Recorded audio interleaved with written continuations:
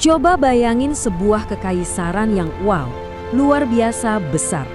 Kekaisaran ini membentang dari Samudra Atlantik sampai nyaris ke perbatasan Tiongkok. Dan di jantungnya ada Baghdad, kota paling megah, paling maju di dunia saat itu. Di atas singgasananya duduk seorang khalifah. Namanya disebut-sebut di setiap masjid setiap Jumat. Di atas kertas, dialah orang yang paling berkuasa di muka bumi. Otoritasnya mutlak. Kekuatan spiritualnya gak ada yang bisa bantah. Semua jenderal, semua gubernur, semuanya bertindak atas nama dia. Tapi tunggu dulu, disinilah ceritanya jadi aneh. Penguasa paling kuat di dunia ini kok hampir nggak pernah kelihatan batang hidungnya. Dia nggak memimpin pasukan ke medan perang. Dia juga nggak ngurusin administrasi negara sehari-hari. Seolah-olah dia cuma jadi bayangan di istananya sendiri. Selama ratusan tahun, banyak sejarawan ngira ini tanda kelemahan. Tanda kalau khalifah itu cuma boneka.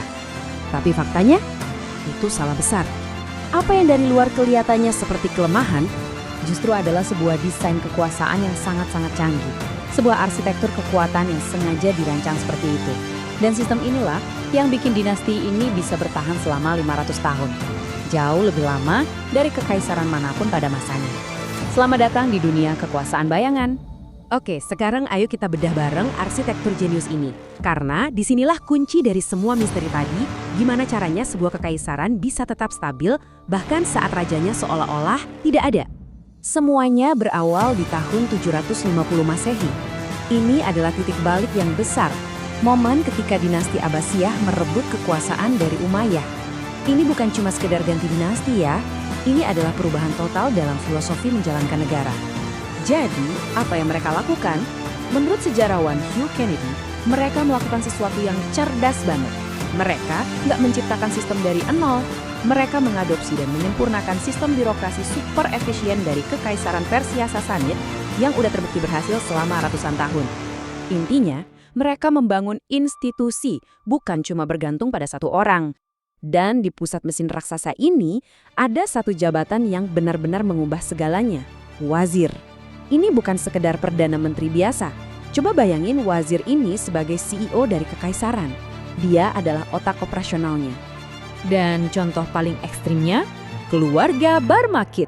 Di zaman Khalifah Harun al-Rashid yang legendaris itu, merekalah otak yang sebenarnya. Pajak, militer, diplomasi, intelijen, semua mereka yang jalanin. Terus khalifahnya ngapain? Dia fokus jadi simbol pemersatu bangsa. Nah, ini bagian yang paling gila sih. Inti dari sistem ini adalah pemisahan yang jelas antara simbol dan fungsi, antara citra suci seorang penguasa dengan pekerjaan kotor pemerintahan sehari-hari. Coba deh lihat pembagian tugas ini. Khalifah itu posisinya kayak bendera negara yang suci. Dia adalah wajah kekaisaran, sumber legitimasi yang gak boleh ternoda sedikitpun. Sementara wazir dan tim birokratnya, mereka lah mesinnya. Mereka yang pusing mikirin anggaran, yang negosiasi sana-sini, dan yang paling penting, mereka siap jadi kambing hitam kalau ada yang salah. Mekanisme ini menciptakan sesuatu yang kita sebut tameng politik. Jadi kalau ada kebijakan yang gagal, harga naik, atau rakyat marah, siapa yang disalahin? Bukan khalifah, tapi wazirnya. Wazirnya yang bisa dipecat, diadili, bahkan dieksekusi. Posisi khalifah aman, tetap suci, dan dihormati. Ini jenius banget. Butuh bukti yang lebih kuat lagi? Lihat tahun 803 Masehi. Khalifah Harun al-Rashid merasa keluarga Barmakit ini udah terlalu kuat, terlalu besar pengaruhnya.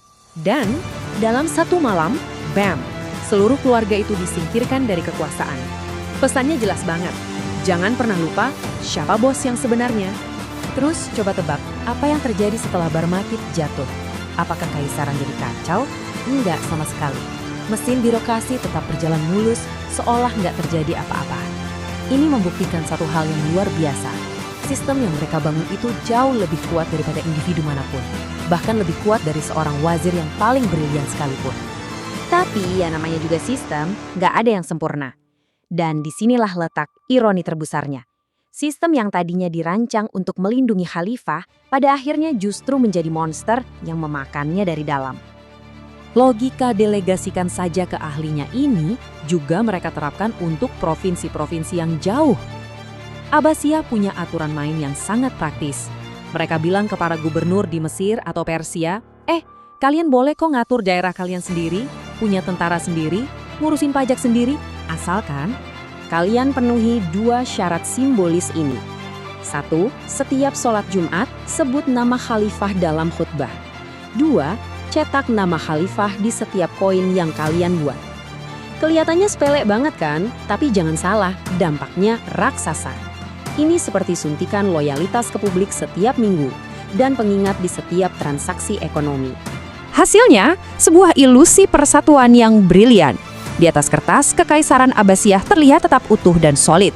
Loyalitas publik dan ekonomi ke pusat tetap terjaga. Padahal kenyataannya, kekuasaan real sudah mulai terbagi-bagi ke penguasa lokal. Ini trik politik yang sangat-sangat cerdik. Nah, disinilah masalah besarnya muncul. Pendelegasian kekuasaan ini punya konsekuensi yang nggak bisa dihindari. Bayangan yang mereka ciptakan, para wazir, para gubernur, para jenderal, pelan-pelan tumbuh jadi lebih kuat dari penciptanya. Puncaknya terjadi di abad ke-10, saat dinasti Buwayhi, sebuah kekuatan militer, mengambil alih Baghdad. Dan khalifah, dia jadi tahanan di istananya sendiri. Simbolnya masih dihormati, tapi kekuasaan realnya nol besar.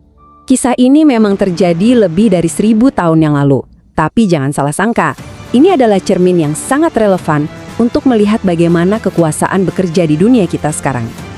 Ada 2 pelajaran penting dari kisah Abbasiyah ini. Pertama, kekuatan sejati sebuah negara itu ada di sistem dan institusinya, bukan cuma di satu figur pemimpin. Tapi pelajaran kedua, ini yang lebih kelam. Sistem dan institusi yang sama, yang tadinya dibuat sebagai pelindung, justru bisa berbalik menjadi penjara bagi pemimpin itu sendiri. Coba deh, kita pikirkan dunia modern. Para teknokrat, para konsultan ahli, para birokrat senior yang nggak pernah kita pilih dalam pemilu, merekalah para wazir modern. Merekalah yang sesungguhnya menjalankan mesin negara yang super rumit ini. Sementara para pemimpin yang kita pilih lewat pemilu, seringkali peran mereka adalah menjadi wajahnya, menjadi simbolnya. Jadi, kisah kekuasaan bayangan Abbasiyah ini ngingetin kita akan satu hal. Kekuasaan yang kita lihat di permukaan belum tentu kekuasaan yang sesungguhnya. Dan ini meninggalkan kita dengan satu pertanyaan besar. Di dunia kita yang serba kompleks ini, siapa sebenarnya memegang kendali?